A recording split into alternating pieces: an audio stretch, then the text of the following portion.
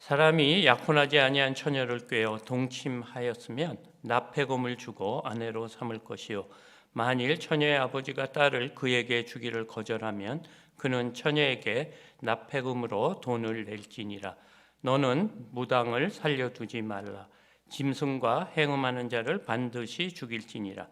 여호와 외 다른 신에게 제사를 드린 자는 멸할지니라. 너는 이방 나그네를 압제하지 말며 그들을 학대하지 말라. 너희도 애굽 땅에서 나그네였습니다. 너는 과부나 고아를 해롭게 하지 말라. 내가 만일 그를 해롭게 함으로 그들이 내게 부르짖으면 내가 반드시 그 부르짖음을 들으리라. 나의 노가 맹렬함으로 내가 칼로 너희를 죽이리니 너의 아내는 과부가 되고 너의 자녀는 고아가 되리라.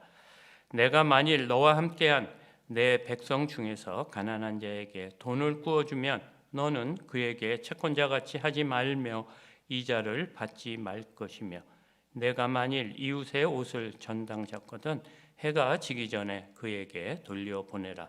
그것이 유일한 옷이라. 그것이 그의 알몸을 가릴 옷인즉 그가 무엇을 입고 자겠느냐. 그가 내게 부르짖으면 내가 들으리니 나는 자비로운 자임이니라. 너는 재판장을 모독하지 말며 백성의 지도자를 저주하지 말지니라. 너는 내가 추수한 것과 내가 짠 즙을 바치기를 더제하지 말지며 내 처음 난 아들들을 내게 줄지며 내 소와 양도 그와 같이 하되 이랫동안 어미와 함께 있게 하다가 여드레 만에 내게 줄지니라. 너희는 내게 거룩한 사람이 될지니 들에서 짐승에게 찍힌 동물의 고기를 먹지 말고 그것을 개에게 던질지니라. 아멘. 하나님은 출애굽기 20장에서 우리에게 십계명을 주시고 21장부터 23장까지 십계명의 대주제인 하나님 사랑, 이웃 사랑에 대한 원리를 우리 삶 속에 어떻게 적용해야 하는지를 가르쳐 주고 있습니다.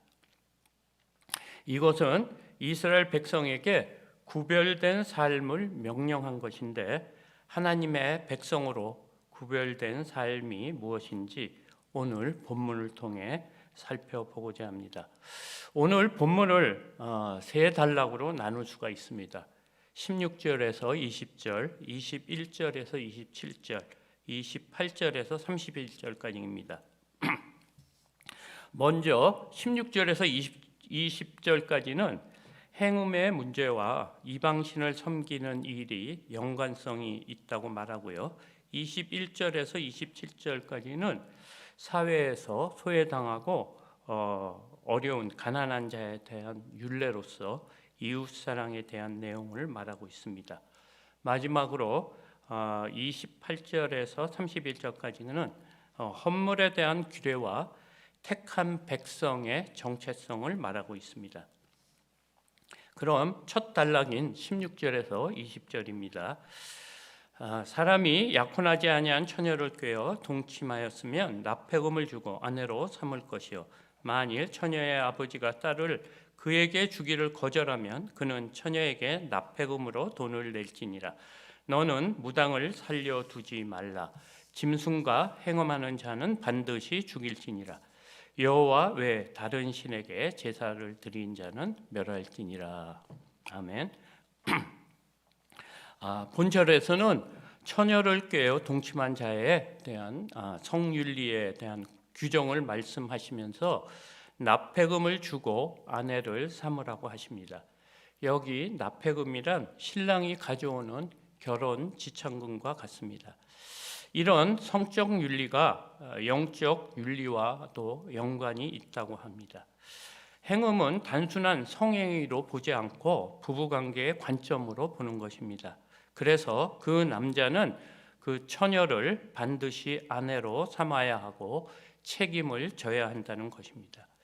성행위는 온전히 부부 사이에 이루어지는 것으로 첫 번째 요구되는 것이 순결입니다. 영적인 면에서도 순결이 제일 중요한 것인데 여기서 무당짓이나 수간하는 자, 우상에게 제사 드리는 자들의 모든 행위가 영적으로 간음한 행위라고 하는 것입니다. 이런 행위들이 그 당시 가나안 지역이나 애굽에서 성행한 종교 의식 중에 하나였습니다. 그래서 하나님은 무당을 절대로 살려두지 말 것이고 짐승과 교접하는 자도 반드시 죽여야 한다고 하시며 또 다른 신에게 제사 드리는 자 모두 진멸하라고 하셨습니다. 모든 이방신은 섬기는 종교 의식 자체가 영적 행음인 것으로 하나님 눈에는 영적 순결을 완전히 짓밟는 더러운 죄악이기 때문에 그런 자들의 가족은 물론 어린아이까지 모두 진멸하라고 명령하셨습니다. 그것은 완전히 이 땅에서 싹을 잘라내라는 것입니다. 그 이유는 하나님이 인간을 창조하신 목적에 완전히 반대되는 행위이고 또 하나님이 인간에 대한 그런 향한 목적과 위배되는 거기 때문에 그것 때문에 맹렬히 진노를 일으키는 것으로 제1계명과 2계명, 제3계명 모두 지키지 않은 악한 죄인 것입니다.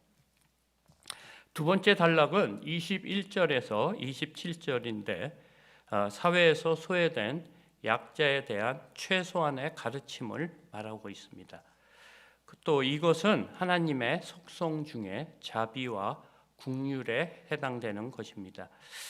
하나님 눈에는 특별히 들어오는 사람들이 있었는데요. 그 사람들이 나그네, 과부, 고아, 가난한 자라고 하시며 그 이유를 말씀하시면서 먼저 21절과 22절을 보겠습니다. 너는 이방 나그네를 압제하지 말며 그들을 학대하지 말라. 너희도 애굽 땅에서 나그네였습니다. 너는 과부나 고아를 해롭게 하지 말라. 아멘. 이스라엘 백성에게 이방 나그네와 과부와 고아에게 세 가지를 말하고 있습니다. 그것은 압제하지 말라, 학대하지 말라, 또 해롭게 하지 말라입니다.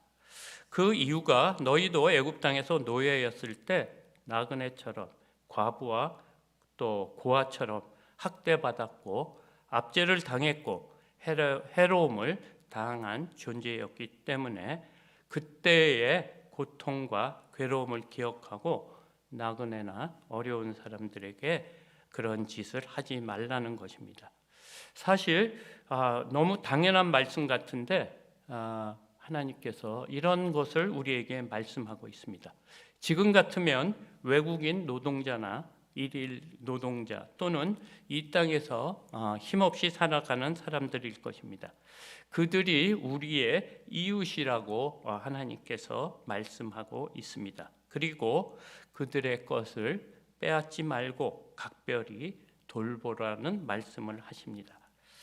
그런데 우리는 그들을 어떻게 대하고 있습니까?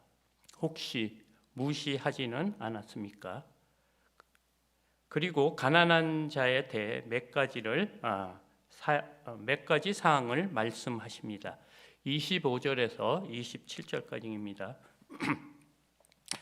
내가 만일 너와 함께한 내 백성 중에서 가난한 자에게 돈을 구워주면 너는 그에게 채권자 같이 하지 말며 이자를 받지 말 것이며 내가 만일 이웃의 옷을 전당 잡고는 해가 지기 전에 그에게 돌려보내라. 그것이 유일한 옷이라. 그것이 그의 알몸을 가릴 옷인즉 그가 무엇을 입고 사겠느냐. 그가 내게 부르짖으면 내가 들으리니 나는 자비로운 자임이니라. 아멘. 가난한 자에게 돈을 구워주면 이자를 받지 말 것과 전당 잡은 겉옷이 있으면 해 지기 전에 돌려주라는 것은 잠잘 때 덮을 이불과 같이 생활에 꼭 필요한 것이라고 합니다. 사실 가난한 자에게 돈을 구워주면 얼마나 구워줬겠으며 또 이자가 얼마나 되겠습니까? 가난한 자의 옷이 또 얼마나 가치가 있겠습니까? 이런 상황을 보면 아주 적은 것 같은데 우리에게 그런 인색한 마음이 있다고 합니다. 그런데 하나님께서는 그런 것에 관심이 있다고 합니다. 우리의 하나님은 어떤 분이십니까? 홍해를 가르신 분이고 10가지 재앙과 천둥과 우레소리와 또 구름이 빽빽하게 들이온 가운데 우리에게 십계명을 주신 거룩하신 하나님이십니다. 그런데 별 중요하지 않고 소소한 일 같은 것, 우리가 조금만 신경 쓰면 할 수 있는 것 같은 것에 귀 기울인다고 하십니다. 하나님은 우리를 위해서라면 엄청난 큰 일을 행하시지만 우리에게는 아주 조그만 것을 요구하고 계십니다. 그런데 우리는 그런 일에는 관심이 없고 주님을 위해 큰 일을 한다고 열심을 내며 믿음이 좋은 줄 착각하고 있다고 합니다. 그래서 하나님을 아는 것이 이렇게 중요합니다. 하나님의 마음을 한번 보십시오. 23절과 24절입니다. 내가 만일 그들을 해롭게 함으로 그들이 내게 부르짖으면 내가 반드시 그 부르짖음을 들으리라. 나의 노가 맹렬함으로 내가 칼로 너희를 죽이리니 너희의 아내는 과부가 되고 너희의 자녀는 고아가 되리라. 아멘. 이 구절을 보면 조금 이상할 정도로 하나님께서 과민 반응을 하시는 것 같습니다. 가난한 자를 학대하고 압제하거나 해롭게 하는 것에 하나님은 진노하신다는 것입니다. 그것도 맹렬하게 진노하신다고 하십니다. 그 이유가 무엇이겠습니까? 우리에게 아주 작은 것을 요구하시는데 그것에 대한 순종을 안 하기 때문입니다. 또 이것이 무엇을 말하는 것입니까? 바로 하나님의 성품인 긍휼을 말하는 것입니다. 그러시면서 하나님께서는 그것에 대한 대가를 분명히 갚으시겠다고 하십니다. 이런 점 때문에 신앙과 사회 정의를 묻고 위험한 생각을 하는 경우가 있습니다. 이것은 문맥상으로 사회의 정의나 공의를 말하는 것이 아닙니다. 27절 말씀처럼 하나님의 자비로운 마음을 말하는 것입니다. 이 땅의 빈부의 격차에 대한 말이 아니고 우리의 마음을 말하는 것입니다. 이웃에 대한 마음, 특히 가난하고 또 압제받는 사람들의 형편을 헤아리는 마음에 대한 것이지 그들의 필요를 채워주는 것에 포커스가 있는 것이 아닙니다. 인간이 타락한 이후 이 땅에 부조리와 악행은 여전히 존재합니다. 그런 사회에서 힘없고 스스로 살아갈 수 없는 자를 대하는 하나님의 마음을 말하는 것입니다. 그래서 아주 작은 이자 이야기를 하는 것이고 겉옷 이야기를 하는 것입니다. 그들의 필요를 채워주고 가난을 해결해 주는 것이 문제였다면 홍해를 가르신 하나님께서 그리고 오병이어로 배고픈 많은 사람들을 먹이신 하나님께서 왜 기적을 베푸시지 않았겠습니까? 하나님을 너무 감성적으로 하시지 않았으면 합니다.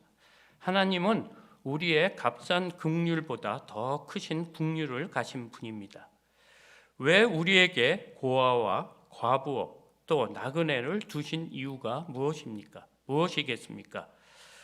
그들을 도우며 하나님의 마음을 배우라는 것입니다. 이렇게 윤리적으로 도덕적으로 눈으로 하나님을 본다면 하나님께서는 왜 이 땅의 종의 제도를 허용하는 것처럼 앞에서 종에 대한 배려를 말씀을 하시겠습니까? 타락한 세상 가운데서도 하나님의 백성으로 구별된 삶을 살라는 것입니다. 공평과 정의를 말씀하시는 하나님은 재판장과 지도자를 왜 우리 위에 두셨겠습니까? 그리고 이런 소소한 일까지 말씀하는 이유가 무엇이겠습니까? 우주보다 크신 하나님께서 고아나 과부의 것을 빼앗지 말고 또 겉옷을 전당 잡힌 사람의 옷을 해지기 전에 돌려주라는 것, 그리고 그들의 부르짖는 기도를 내가 반드시 듣고 갚으시겠다는 것. 왜 이렇게 과격한 말씀을 하시는지 이해하기가 어려울 정도의 표현인 것 같습니다. 하나님은 우리의 생각과 달리 약한 존재들에 대해 과민 반응하시는 이런 분이 우리가 섬기는 전능하신 하나님이십니다. 하나님을 잘 아는 것이 하나님의 뜻을 구별할 수 있는 것입니다. 지금 하나님께서 이방신을 섬기는 자, 영적 행음을 하는 자와 사회적으로 약자에게 핍박하고 해하는 자의 죄악을 동일시하고 있습니다. 사실 세상 사람들에게는 보이지 않는 사람들입니다. 그런데 혹시 교회는 안 그렇습니까? 요즘 이름 있는 목사들의 이력을 보면 휘황찬란합니다. 언제 그렇게 공부를 많이 했는지, 왜 그런 공부가 필요한지 모를 정도로 세상 기준으로 보아도 엄청난 스펙을 가진 스타 목사를 모시려고 난리법석입니다. 그런데 하나님은 그런 목회자에게 관심이 1도 없고 소외된 가난한 자, 병든 자, 고아와 과부에게 논이 쏠린다 하시며 금가락지 낀 사람에 대한 말씀을 하십니다. 야고보서 2장 2절에서 4절까지입니다. 만일 너희 회당에 금가락지를 끼고 아름다운 옷을 입은 사람이 들어오고 또 남루한 옷을 입은 가난한 사람이 들어올 때에 너희가 아름다운 옷을 입은 자를 눈여겨보고 말하되 여기 좋은 자리에 앉으소서 하고 또 가난한 자에게 말하되 너는 거기 서 있든지 내 발등상 아래에 앉으라 하면 너희끼리 서로 차별하며 악한 생각으로 판단하는 자가 되는 것이 아니냐. 아멘. 이 우주가 하나님 것이고 또 엄청난 위엄과 능력을 가지신 하나님께서 우리에게 계명을 주시고 지킬 것을 강조하시면서 나그네와 과부, 고아, 병든 자에게 집중하고 있다는 것을 말하고 있습니다. 그것도 아주 작은 부분까지 세세하게 그들의 어려움에 대해 알고 계신다며 이렇게까지 말씀하고 계십니다. 야고보서 2장 15절에서 17절입니다.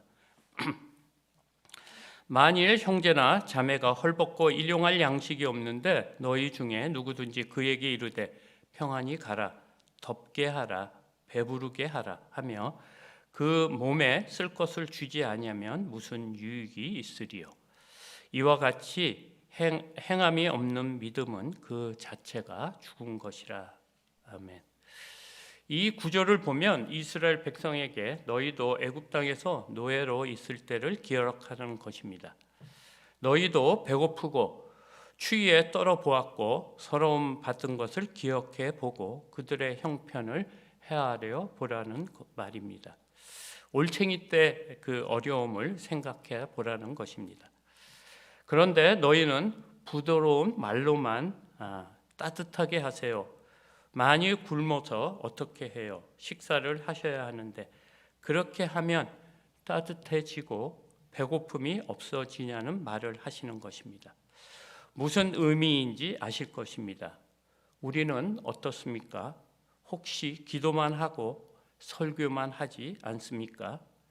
이렇게까지 크게 진노하시는 하나님이라면 당장 기적을 베풀어 필요를 채워주면 되는데 기적은 베풀지 아니하시고 진노만 하시는 이유가 무엇이겠습니까? 그 일을 우리에게 맡겼다고 하십니다. 그것은 하나님의 백성의 목이라고 하십니다. 이것으로 세상과 구별된 것을 보여주라고 하십니다. 이 일은 돈이 있는 사람이 하는 것이 아니고, 그렇다고 사회가 어떻니, 남이 어떻니 비판하는 사람, 그 말은 나는 하기 싫고 남이 해주기를 바라는 세상 사람들의 특징이라고 합니다. 믿는 자의 구별된 삶이 무엇입니까? 사실 이 말씀이 우리 모두에게 자유로울 수 없습니다. 마지막 세 번째 단락 28절에서 30절입니다. 너는 재판장을 모독하지 말며 백성의 지도자를 저주하지 말지니라. 너는 내가 추수한 것과 내가 짜낸 즙을 바치기를 더디하지 말며 내 처음 난 아들들을 내게 줄지며 내 소와 양도 그와 같이 하되 이래 동안 어미와 함께 있게 하다가 여드레 만에 내게 줄지니라. 아멘. 이 구절은 하나님의 권위와 공경에 대한 말씀입니다. 먼저 28절에서 재판장을 모독하지 말며에서 재판장은 우리말 성경과 NIV에 보면 하나님으로 번역되고 있습니다. 그러니까 이 구절은 하나님을 모독하지 말고 하나님이 세우신 지도자를 저주하지 말라는 구절입니다. 사실 이 죄는 나무에 달려 죽을 무거운 죄입니다. 신성 모독죄입니다. 예수님께서 십자가에 달려 죽으신 죄명이기도 합니다. 모독하지 말며 저주하지 말라는 말이 무엇입니까? 이 본절의 앞뒤 문맥을 보면은 하나님께서 주신 율법과 규례에 순종하지 않는 것입니다. 29절과 30절에서는 하나님께 드린 헌물에 대해 한 말씀으로 추수한 첫 곡과 새 포도즙, 첫 아들 모두 구별된 것을 말하고 있습니다. 모든 것이 하나님의 주신 것이라는 믿음의 표시로 구별되게 띄워놓은 것을 말하는 것입니다. 이것은 우리 것이 아니고 하나님 것으로 구별된 것을 말하는 것인데, 이 구별된 것, 또 하나님 것을 자원하는 마음으로 즐겁게 드리라고 하십니다.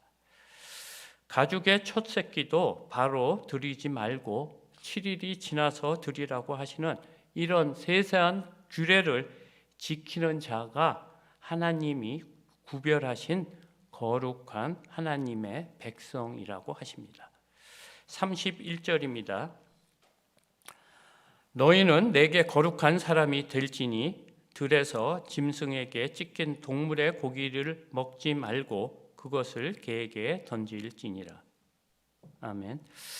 마지막 31절이 오늘 본문 전체의 핵심인 거룩에 대한 말씀입니다.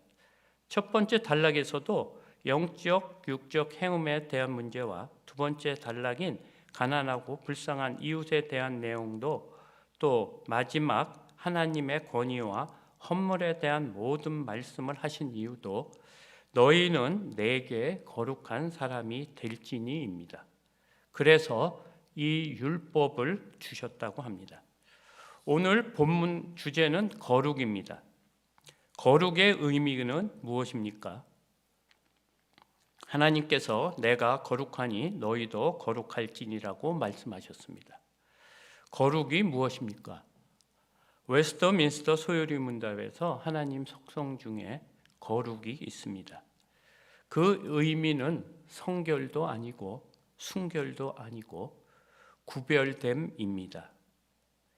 하나님은 우리 인간 피조물과 구별되신 분입니다. 우리의 인간과 차원적으로 다른 분이십니다. 그러니 죄와 구별되신 스스로 자존하시는 하나님이십니다. 그럼 우리의 거룩은 무엇입니까? 세상과 구별됨입니다. 비록 세상에 살지만 세상 사람처럼 살지 않고 하나님 나라 백성처럼 살라고 이 율법과 규례를 주신 것입니다. 말씀을 마무리하고자 합니다. 오늘 본문에서 세 가지를 말씀하고 있습니다. 첫 번째, 행음에 대한 문제에서 육체적인 행음과 영적 행음을 다루었습니다. 세상 사람들처럼 하나님을 우상처럼 섬기지 말라는 것입니다. 말씀대로 구별된 영육간의 순결을 지키라는 것입니다. 다시 말하면 거룩한 순결입니다. 두 번째, 가난한 자, 고아, 과부, 나그네를 국률한 마음으로 대하라는 말입니다.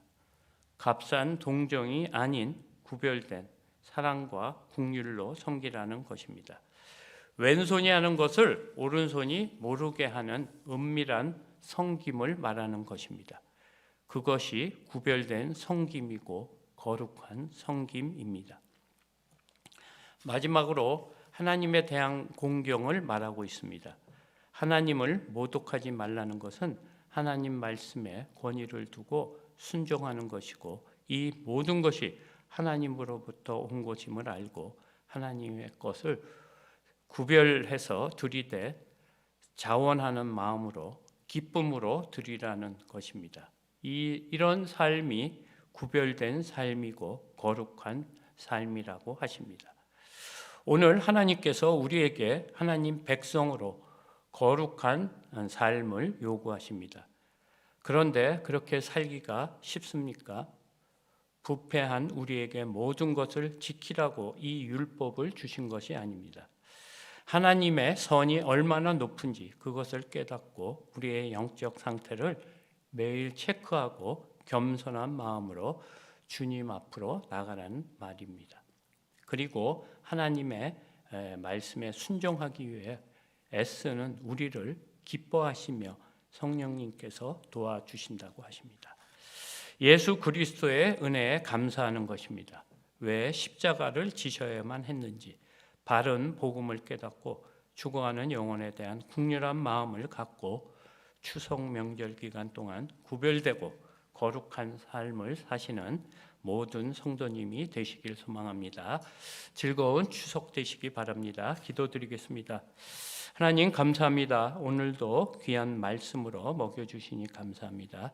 말씀을 듣고 깨달아 하나님이 어떤 분이신지 알게 해주시고, 하나님이 우리를 위해 무엇을 하셨는지, 그리고 그 일이 얼마나 놀라운 일인지 알게 하여 주시옵소서.